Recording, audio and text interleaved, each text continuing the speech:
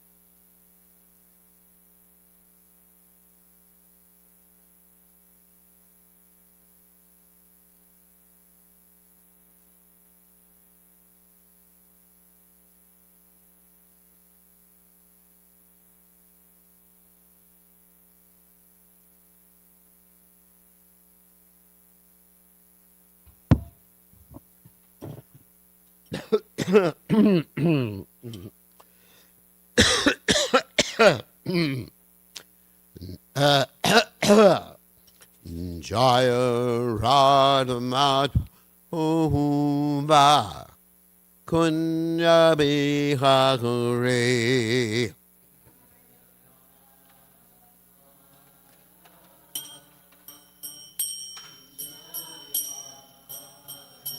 Jaya Radha Madhava Kunya Bihare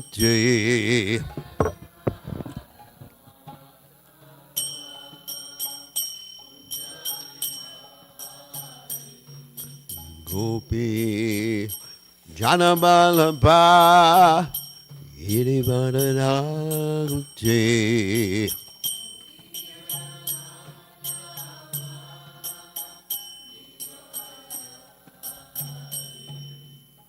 Gopi Janabalabha Irivadanante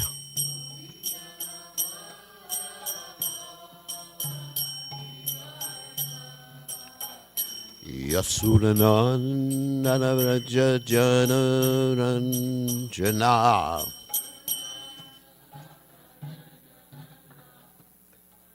Yasudanandana Vraja Janaranjana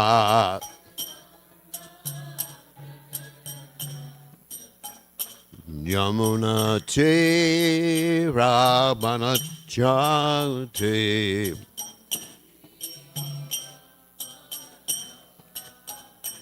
Yamuna Tera Banachare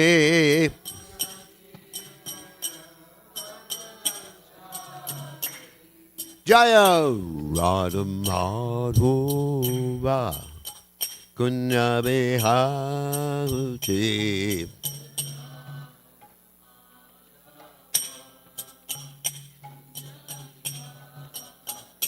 Joy Radhu Madhava Kunya Behati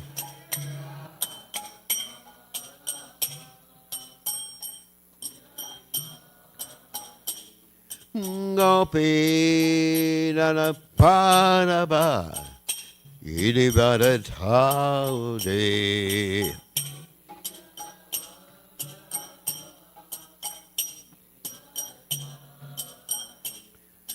Gopi Nana Paraba Idibadataudi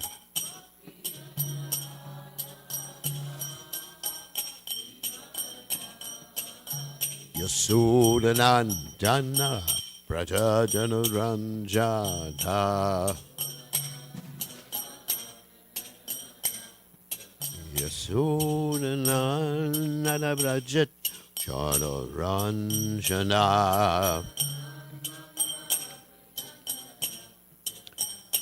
Yamuna Tera Manachate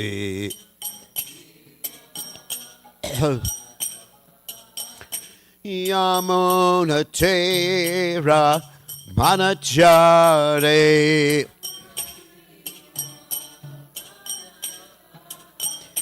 Jaya Radhu Madhuva Gunabehante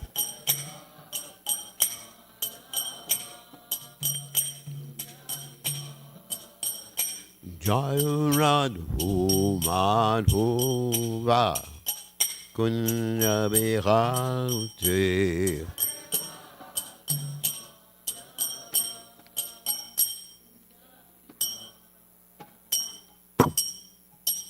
Jai Om Vishnu Pad Paramahamsa Parvatikacharya also tell us that the Shimad His Divine Grace Abhaya Charanana Bhaktivedanta Goswami Mahashila Prabhupada Ki Jai ISKCON Founder Acharya Srila Prabhupada Ki Jai Anantakoti Vaishnava Vrinda Ki Jai Namacharya Srila Hridas Thakur Ki Jai Prem Se Kaho Sri Krishna Chaitanya Prabhu Nityananda Shidwaita Gadadha Shivasati Gaur Bhakta Vrinda Ki Jai Shri Shri Radha Krishna Gopi Gopinath Shayama Kunda Radha Kunda Giri Govardhan Ki Jai Vrindavanam Ki Jai Mathuradam Ki Jai Jagadath Swami Ki Jai Munamai Ki Jai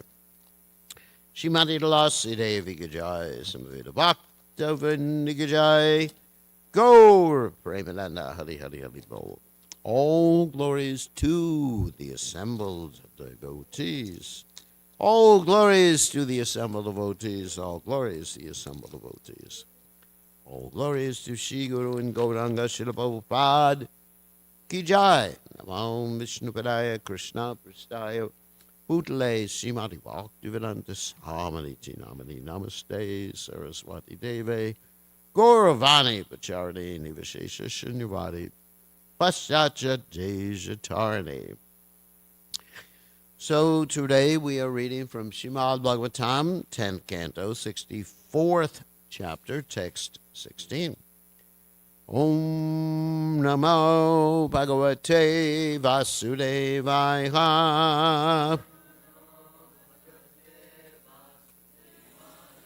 Om Namo Bhagavate Vasudevaya. Om Namo Bhagavate Vasudevaya.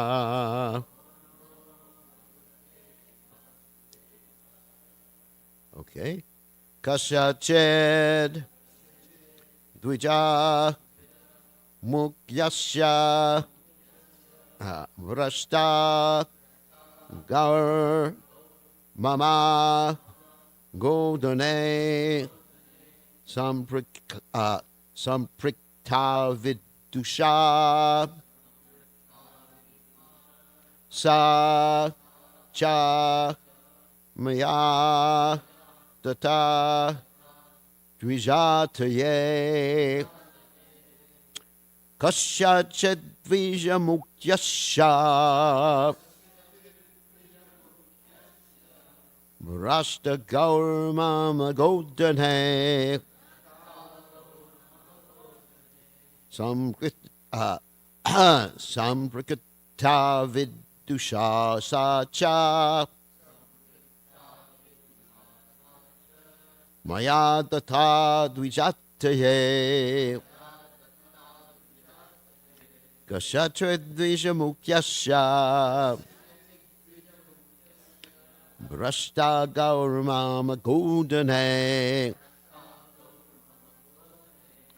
Samprikta Vidusha Sacha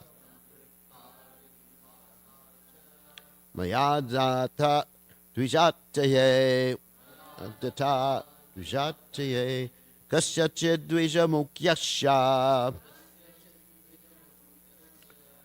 Brashta Gaur Mama Godhane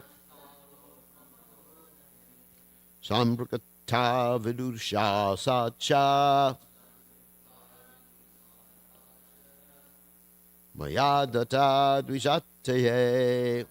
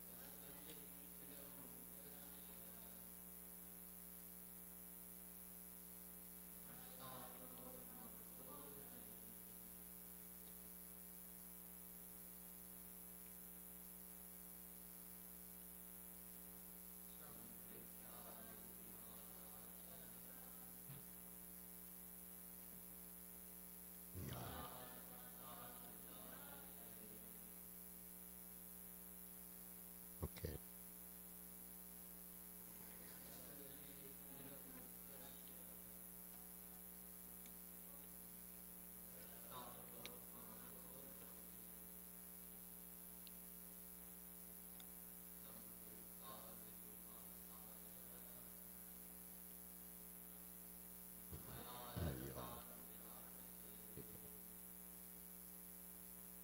Kasyachit of a certain Dvija Brahmana Mukyasya first class Rasta lost Go a cow Mama my Godane in the herd. Interesting how they translated that. From Krita, becoming mixed. Avidusha, who was unaware. Sa, she. Ja, and. Maya, by me. Tata, given. Advijataye, to another Brahmana. Translation: once a cow belonging to a certain first-class Brahmana wandered away and entered my herd. Unaware of this, I gave that cow in charity to a different Brahmana. So you can repeat, once a cow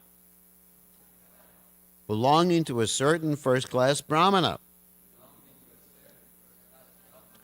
wandered away and entered my herd. Unaware of this, I gave that cow in charity to a different Brahmana. So, purport by the followers of His Divine Grace, Srila Prabhupada. Srila Sridhar Swami explains that the term Dvija Mukya, first-class Brahmana, here indicates a Brahmana who had stopped accepting charity and would thus refuse to accept even 100,000 cows in exchange for one cow, for the cow that had been improperly given away. And then you have Vishwanath Chakravarti Thakur, who explains, but what sin made you become a lizard? This verse answers that question. Straying from the Brahmana, the cow mixed with my herd, not knowing that it belonged to that Brahmana, Avidusha, I gave the cow to another Brahmana. And Jiva Goswami, very short commentary. One cow of the Brahmana wandered into my herd. So again, the verse. Kasyachid dvija mukyasya abrashtagar mama go thone samprikta vidusha sacha maya tatha vijat advijataye. So, Omagana Tamiranda Shagananjana Shalakaya Chakshur Unmeditam Yena Tasmai Shi Gurave Namaha. So this word, Mukyasha, referring to the first-class Brahmana, means one who has the qualities of first-class Brahmana. So, of course, we find in Bhagavad Gita the various qualities are listed in other places too. Some of them like the Bhakshotam, Shanti Rajavamevacha, Gyanavijnanam Astikyam, Brahmakarma, Svabhavajam. Famous verse from the 18th chapter of the Bhagavad Gita, where Brahmana is equipoised, samat, damat, self-controlled, controlling his senses. He's austere. He's clean, isn't it? He's tolerant. He's religious. And he regularly cultivates knowledge, and he applies that particular knowledge. Jnana vijnana, Brahma karma, svabhavajam. So these are the qualities of a Brahmin, the first class Brahmin. And actually, there's different classes of Brahmins, which is very interesting. There's actually many times there's different categories of Brahmins described, apart from being first class, second class, third class. But Prabhupada says that actually there's three types of Brahmins. One is called the Dvija. Dvija means twice born, and in one particular. In this instance, the word Dvija is used in a generic sense to refer to all the Brahmanas. But when Prabhupada was breaking out the Brahmins to different categories, he actually says that Dvija is the lowest class of Brahman. It's interesting. Although in this particular context, the word Dvija means all Brahmins, a Brahmin, twice born. But in another context, Prabhupada said Dvija is a lower class Brahmin, and this lower class Brahmin doesn't have the Brahminical qualities, but he's actually considered twice born because he's what? Born in a Brahminical family, and also because he's had his second birth. Like they give the children their second birth when they're really young, even though the children don't know what the hell's going on, right? It's actually quite interesting. They give their child the Brahmin thread, and they give the child the first line of the Gayatri, the Brahma Gayatri, and the child, and it's almost like in the culture that I was brought up in. It's called a bar mitzvah. You don't know what a bar mitzvah is. That's when it signifies that you're on the road to manhood, or Brahmanhood, or something like that. So that's called a Dvija, first class, last class Brahmin. And then the next one is Prabhupada says a Vipra. It means learned Brahmin. But also, these particular Brahmins are not considered really high class. And I'm not referring to the Brahmin referred here to in here in this particular verse. Because in other instances, those who simply remain on those particular platforms, the Dvija and Vipra, they fall sometimes into the category of what we call smartas. Now, the word smarta doesn't mean someone who's really smart. Sometimes people think like that. A smarta Brahmin, well, let's talk about smarta Brahmanas. When Bhaktivinoda Thakur and also Srila Bhaktisiddhanta Saraswati Thakur are talking about different deviant sects, deviant Vaishnava sects. There's other ones like All and Paul, Saki Beki, Karta Bhaja. Some of you may know these things. That means basically you have Saki Beki. Saki Beki. Saki Beki are the ones who dress up like with the men who dress like women. They put on a nice lipstick. You see them in Vrindavan all the time. Sahaja, different Sahaja sects. So, in the list of all those categories, it's quite interesting that Srila Bhaktivinoda Thakur and Srila Bhaktisiddhanta Saraswati Thakur, they also list Smarta Brahmanas. Not that Smarta Brahmanas are necessarily Sahajas, but Smarta Brahmanas are attached to what? The rules and regulations, and they're not quite Vaishnava. In other words, you have Brahmanas who are not Vaishnavas, which is interesting, because technically, according to the definition of Brahmana is what? Brahma Janati, right? Brahmanaha. You know where that's from? No. It's from the Mundaka Upanishad. See? Tricky. So Brahmana is one who knows Brahmana. Of course, we know Brahman has different aspects, right? Brahmeti, Paramatmeti, Bhagavan iti, Shabdyate, right? 3 different aspects. So technically you could say a Brahmana is one who knows either the personal Brahman, localized Paramatma, or what? You don't know the third one? Bhagavan, the Supreme Personality of Godhead, in all of his various Vishnu Tattva expansions. Not only Krishna, but Ram, and Lakshman, Bharat, Shatrughna, and Lord Narayan, and Lord Nrsimhadev. These are all Vaishnavas.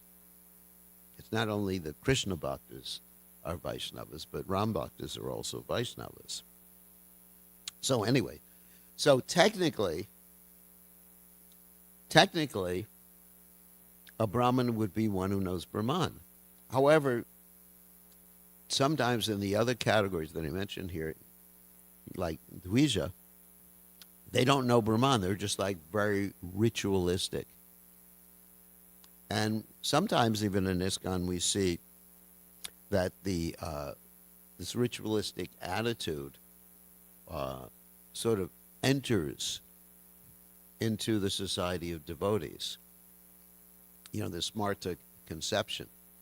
And we've seen this. I'm not going to mention any examples. got to be careful. We've seen this many times, and sometimes in regard to deity worship and other procedures, that everything becomes so complicated, sophisticated, that you basically need to have a PhD in mantra chanting to do any service in the Society of Devotee, in the International Society for Krishna Consciousness. Whereas, Prabhupada, he, of course, presented the essence of Krishna consciousness, but some of the details he mentions, they're not necessary in the Western world. And even nowadays, it's not even necessary in India. For example, you could find these injunctions in the Hari Bhakti Vilas by Sanatana Goswami, and also Gopal Bhatta Goswami. They collaborated. That you're not supposed to eat certain foods. We talk about this quite often, like, carrots and anything, potatoes too. Potatoes, anything grown in the ground like that. Potatoes, carrots, tomatoes, no pizza for you. So you're not allowed to eat any of those things. But those rules were meant for Smarta Brahmins. So why do Vaishnavas write rules for Smarta Brahmins, which is another interesting point. They write rules for Smarta Brahmins because they want to attract Smarta Brahmins to Krishna consciousness. Just like why do devotees sometimes teach yoga, hatha yoga? Because they want to attract people to Krishna consciousness. Just like recently I was in Finland. In Finland I have actually several disciples who are hatha yoga, famous hatha yoga teachers. One of them, Gokul Chandra, some of you may have heard of him. He's perhaps the most expert person in asanas in the whole world, seriously speaking. And so, they're doing these things, and I'm encouraging them. Why am I encouraging them? Am I into hatha yoga? I mean, have you ever seen me, stand on my head? I don't think so. Or do any of these postures? I don't think so. I exercise. I'm a Westerner. I exercise, ride a bicycle and things like that. That's my hatha yoga. So anyway, but I encourage them because they're bringing so many people to Krishna consciousness. It's amazing. I mean, just like I was just there, and we had 5 or 6 people who were initiated. Most of those people, they were hatha yoga students. And they were introduced gradually to Krishna consciousness, and they're very, very good devotees. And they're also still doing hatha yoga.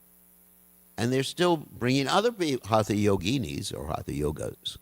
Actually, there were couples. It's not all yoginis. Don't worry. They were bringing other, yoga people to Krishna consciousness. It's wonderful. So amongst yogis, you preach like a yogi. Amongst smartas, you preach like a smarta. But you don't become a smarta. And in that way, you can bring people to Krishna consciousness. It's very interesting. So that was Sanatana Goswami's and Gopal Bhatta Goswami's intention in doing that. And that was Prabhupada's intention in having the Smarta Brahmanas do the deity installation in Vrindavan, in the Krishna Balaram Mandir. And also, my friend Ravati Raman's intention in having, the more ritualistic people, they were Vaishnavas too, but more ritualistic, do the deity installation in Tirumala. They had all the Ramanuja people come. And actually, they're not smart, the Brahmins. But they have more rituals. They're really into the rituals. So if we have to think about spreading Krishna consciousness worldwide, then we have to think of different strategies for approaching people. Like if we want Krishna consciousness worldwide spread amongst the common people, whether they're from India or from the United States, then we have to keep everything or the presentation in terms of their ability to perform in that way. In other words, keep it simple, sadhu. You know, the KISS philosophy. I'm sure you've heard about that before. So anyway, so we have to be very careful. It's just about this whole point. We have to be very careful about introducing the Smarta Brahman conception into Krishna consciousness. And of course, we find the example of Smarta Brahmanas interfering with Krishna consciousness in two cases that I'm going to tell stories about. One story is the story from the Krishna book, which we read it previously. And that's the story of the ritualistic Brahmanas. They were situated in Vrindavan, or at least on the outskirts of Vrindavan.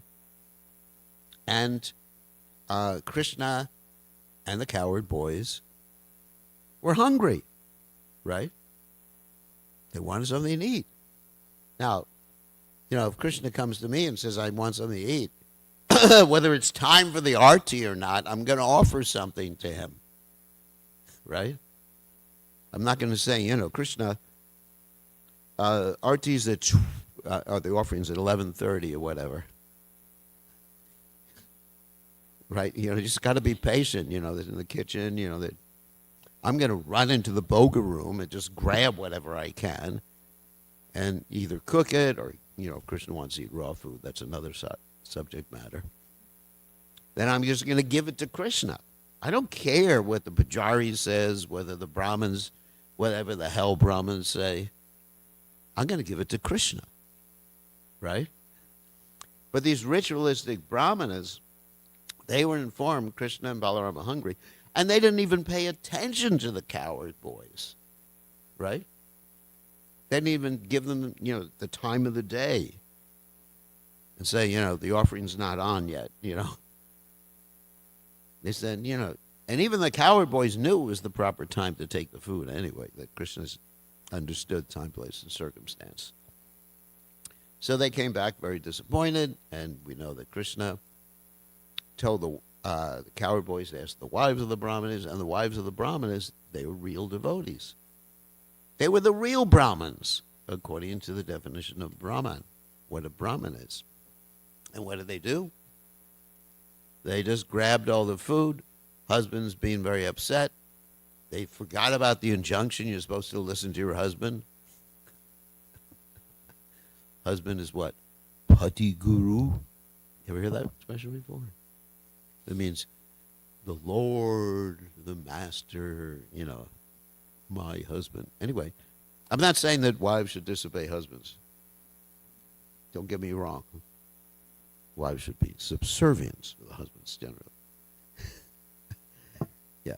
So anyway, this culture. Anyway, so in any case, no, I mean, they shouldn't be just like blind followers of the husbands.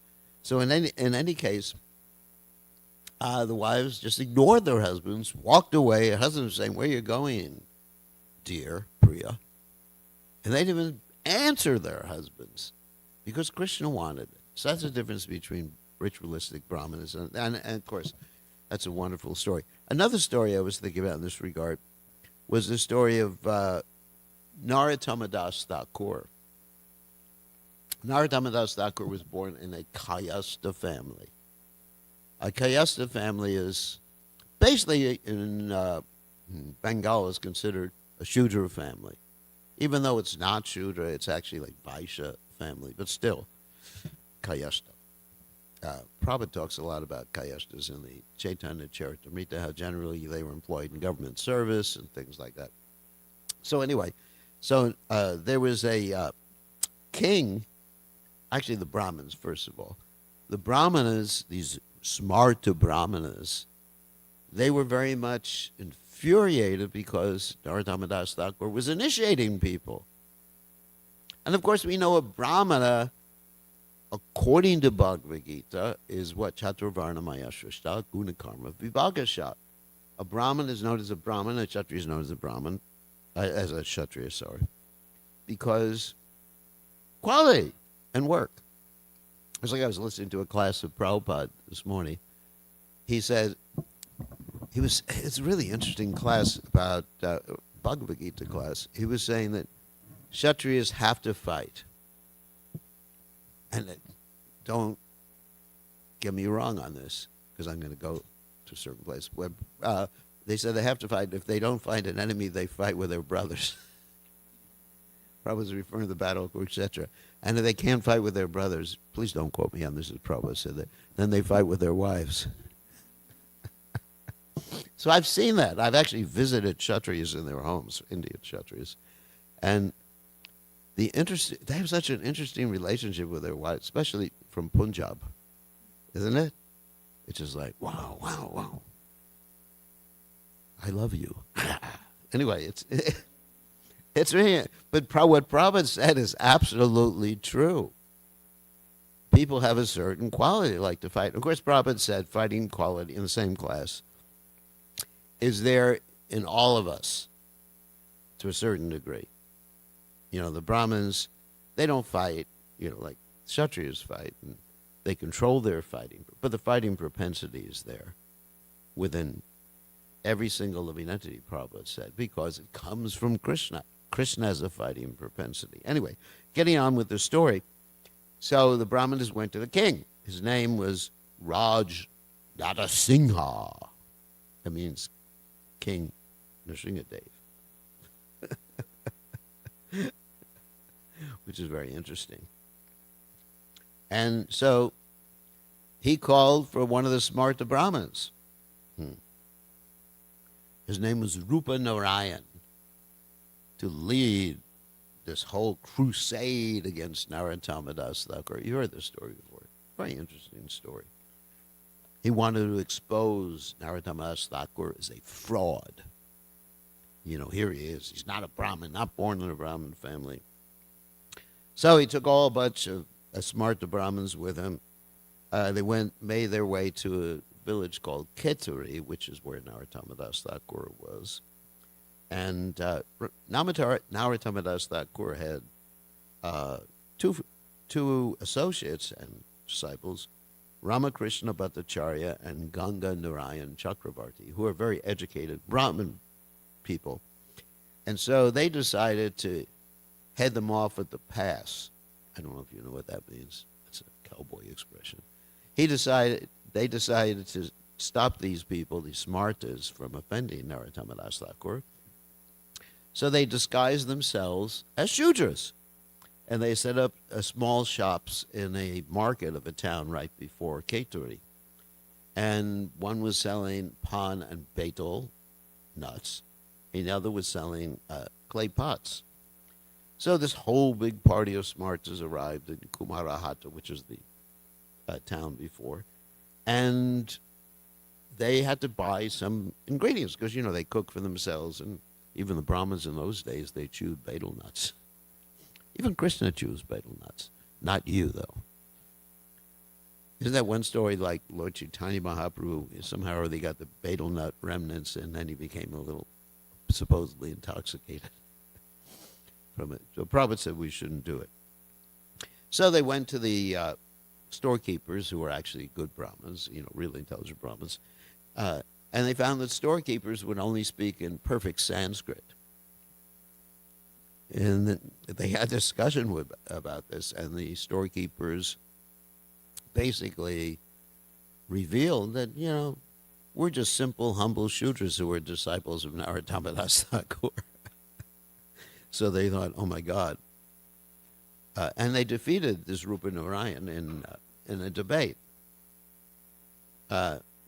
So that night, the king had a dream, and Durga appeared to him and said, because you offended Narottama Das Thakur, I'm going to cut you to pieces. Because of you and your ritualistic brahmanas, you should take initiation from him. So the next day, or shortly after, he took initiation from him. So, and also the ritualistic Smartas, they took initiation. So it's interesting, you got these different brahmanas.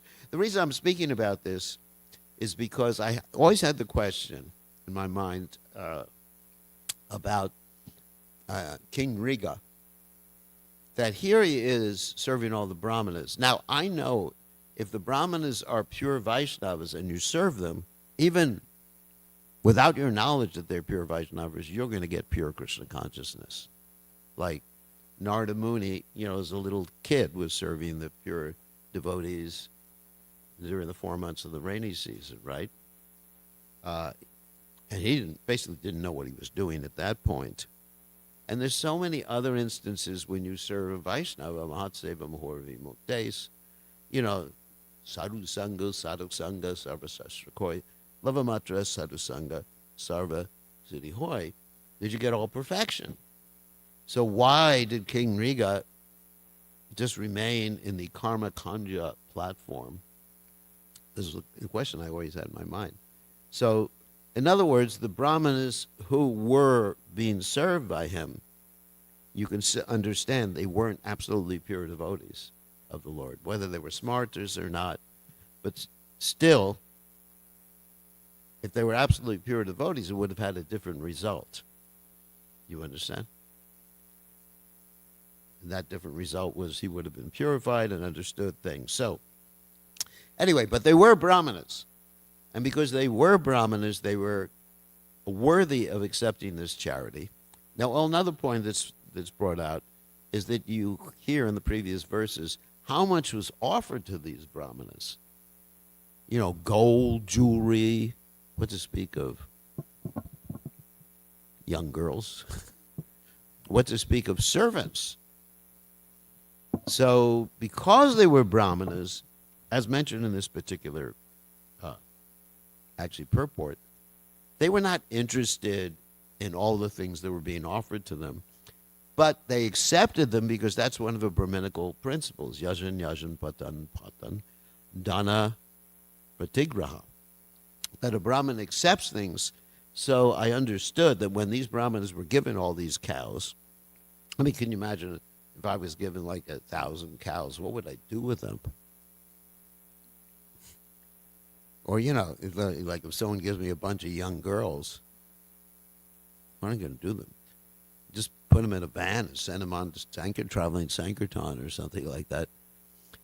But, you just give whatever like that, you give away. Brahmin gets charity, but then a Brahmin gives it away. Because if a Brahmin keeps all those things, he loses his, Brahminical status. Everything's goody-goody. I got all this jewelry now. Got all these servants. Then first of all, then he becomes like an employee of the person who gives it to him. You become ingratiated. And we know when a Brahmin accepts employment, he's no longer a Brahmin. So Brahmin, he accepts charity, and he gives everything away. So this should actually be the standard in the Krishna consciousness movement, especially sannyasis.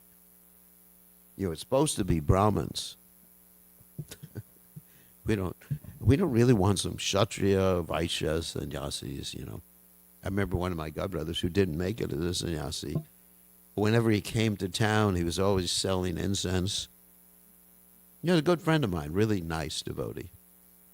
He was always selling incense or selling something or making deals or taking gold and selling gold. I said, well, not exactly Brahminical.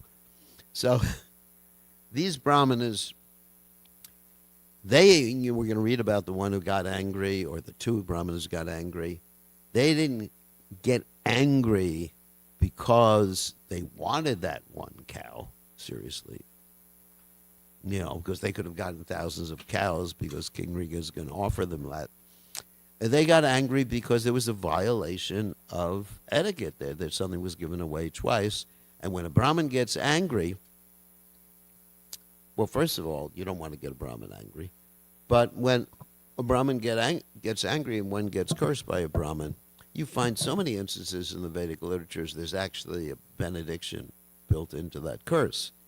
Even when a Vaishnava Brahmin gets angry, like Narada Muni getting angry at Manigriva and Nalakuvara, there's a benediction. Or if you read about the demons in Krishna's pastimes, past lives of the demons, what was your past life? Well, anyway, they get cursed by some Brahmin. Generally, isn't it? There's a whole class, of course, I give about the demons, their past lives, the nartas they represent, that they get cursed, and then they become a demon in Krishna's pastimes, and they get the benediction of associating with Krishna. So the same thing with King Nriga. The Brahmanas were cursing out of compassion, not because they didn't get enough cows, because they were offended. No, because they understood that King Nriga was in the wrong frame of consciousness and somehow or other should get rectified. Okay. On that happy note, it's time to end class. All glories to Srila Prabhupada. It's time to read the deities.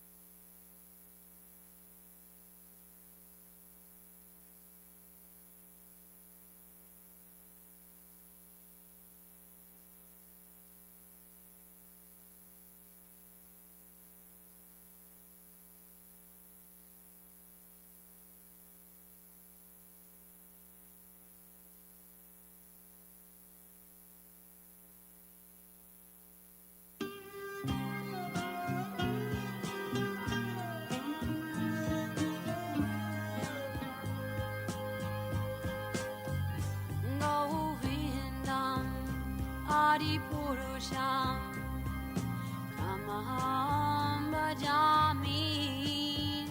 Govindam Adipurusham Tamaham Bhajami.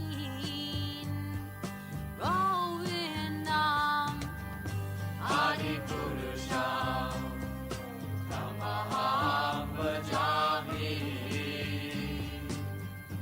Enam Kanvandam Maravindadalayataksham Varhavatam Samasitam Buddhasundarangam Kandar Agom Vidamaniya Vishesha Shobham.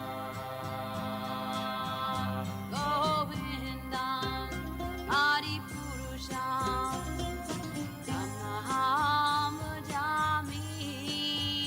Govindam Adipurusham Tamaham Bhajami.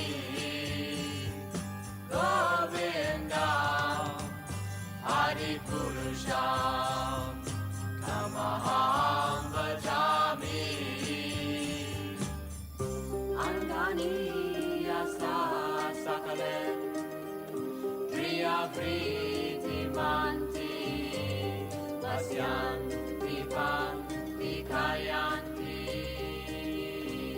Chiram Naganti Ananda Chinmaya Sadhu Jala Vigrahasya Govindam Adipurusham Tamaham Bhajami. Govindam Adipurusham Tamaham Bhajami. Govindam Adipurusham Tamaham Bhajami. Govindam Adipurusham Tamaham Bhajami. Govindam. Adipurusham.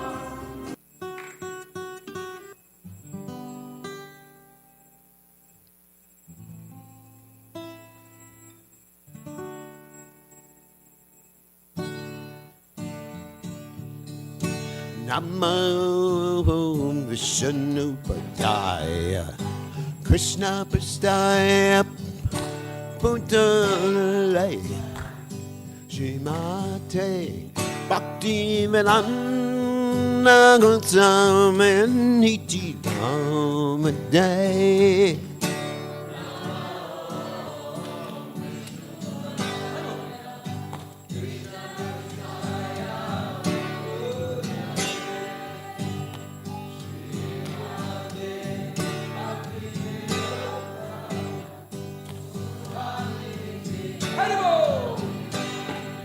Namaste, Saraswati Deve, Gauravani Vacha,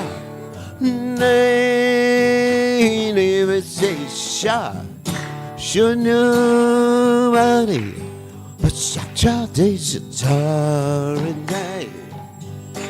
Namaste.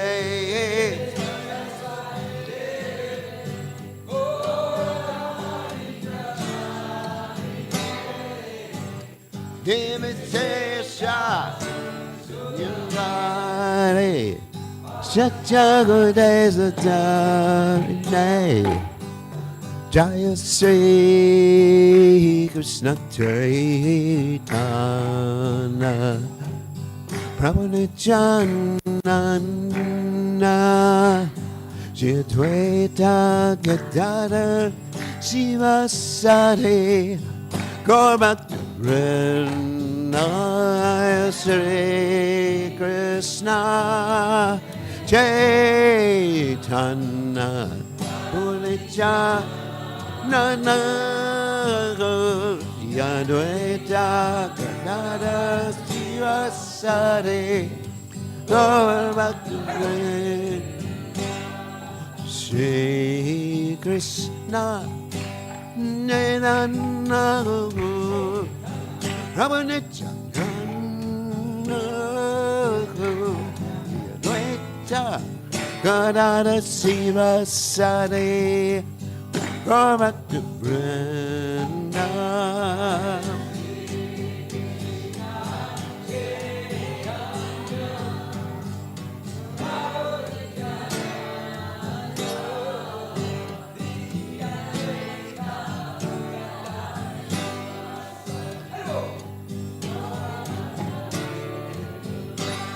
Jaya Sri Krishna Chaitanya Prabhu Nityananda Shri Advaita Gadadhar Sivasari Gaur Bhakta Vrinda.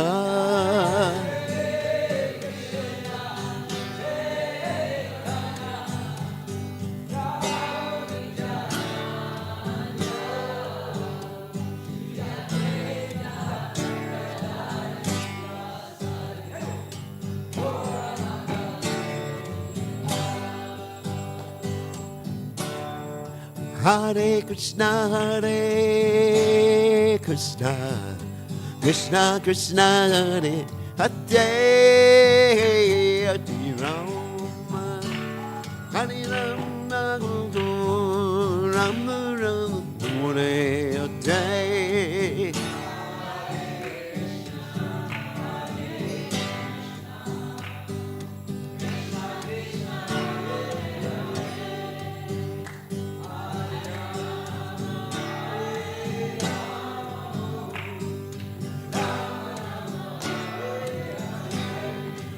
Hare Krishna, Hare Krishna, Krishna Krishna, Hare Hare, Rama Hare Rama, Rama Rama Hare Hare.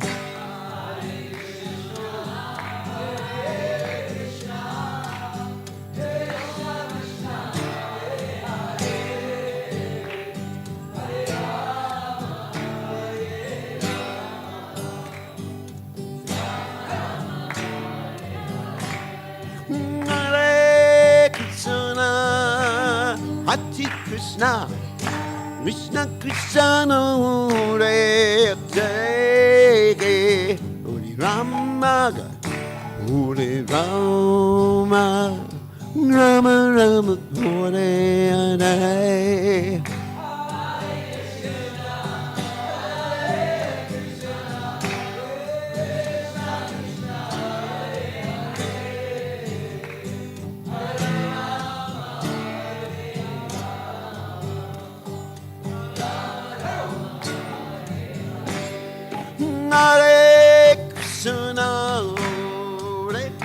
Krishna Krishna Hare Hare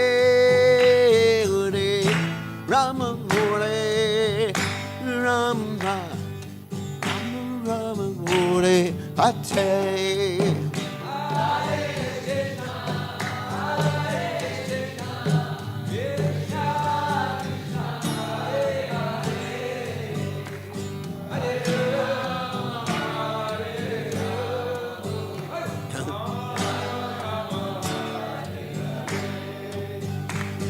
Hare Krishna, Hare Krishna, Krishna Krishna, Hare Hare, Hare Rama, Hare Rama, Rama Rama, Hare Hare.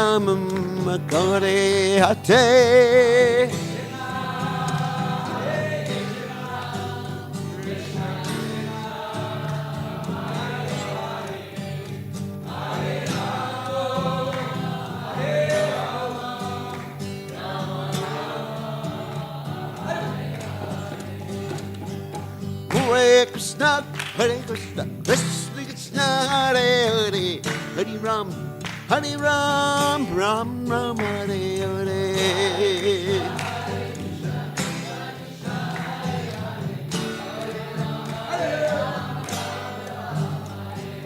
Hare Krishna, Hare Krishna, Krishna Krishna, Hare Hare, Hare Ram, Ram Ram, Hare Hare.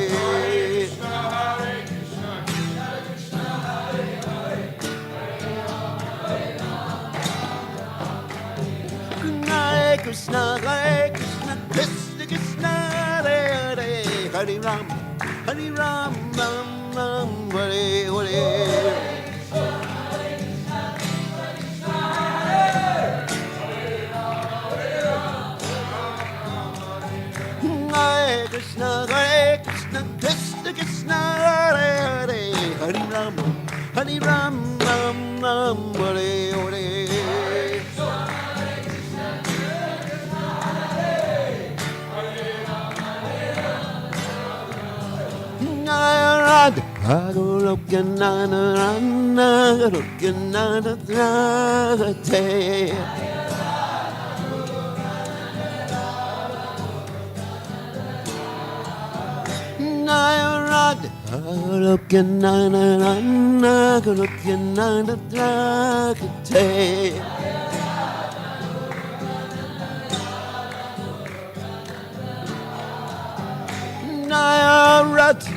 Hey,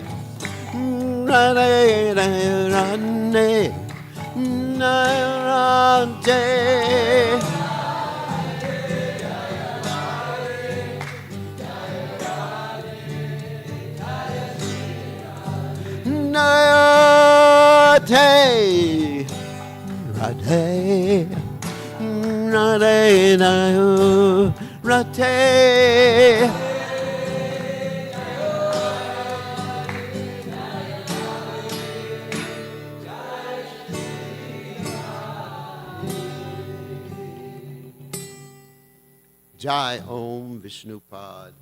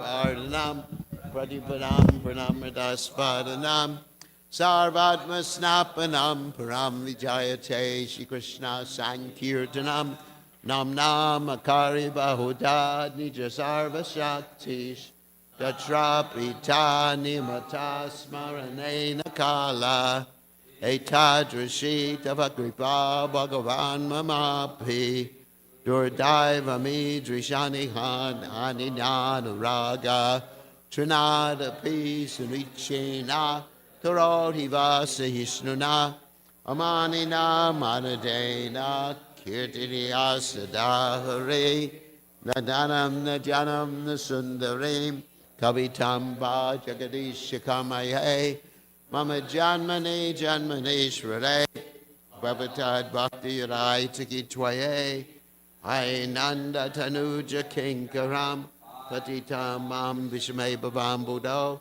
Kripaya Tavapada Pankaja, Siddhaduli Sadvisham Vachintiya, Nayanam Galuda Shrudaraya, Vadanam Gadgada Rudya Gira, Kulaka Nichitam Vabukada, Tavanamagrane Bhavishyati, Jugayitam Nimishena, Chakshusha Pravishayitam, Chunyayitam Jagat Sarvam, Govinda Vidahename, Ashlishava Padapadashtunam, Adarshanam Marmatam Karotuva, Yutatata Vavadatu Lampato, Mat Prananata Susa Eva Naparaha.